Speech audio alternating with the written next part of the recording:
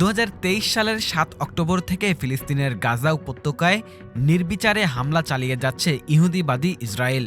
এরই মধ্যে ইসরায়েলি বাহিনীর হামলায় গাজায় নিহত হয়েছে ৬৪,৮৭১ ফিলিস্তিনি, আহত হয়েছে আরও ১,৬৪,৬১০ জন।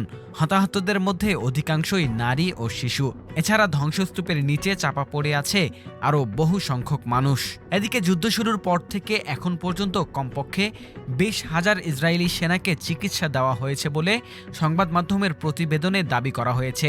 এর মধ্যে ১০,০০০ সেনাকে মানসিক রোগের চিকিৎসা দেওয়া হয়েছে বলে প্রতিবেদনে উল্লেখ করা হয়। প্রতিবেদনে আরও বলা হয়, যেসব সেনা মানসিক স্বাস্থ্যসেবা নিয়েছেন তাদের ৫৬% যুদ্ধের ভয়াবহতায় বিপর্যস্ত। আহতদের মধ্যে ৯% মাঝারি থেকে গুরুতর আঘাতপ্রাপ্ত।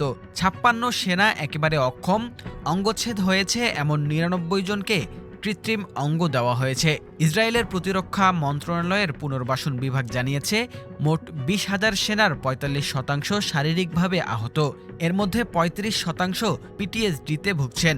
২০% সেনা শারীরিক ও মানসিক দুই রোগেই ভুগছেন।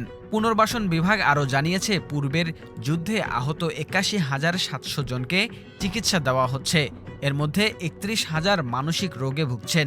২০২৮ সাল নাগাদ এই সংখ্যা ১ লাখে পৌঁছাবে বলে আশঙ্কা করা হচ্ছে।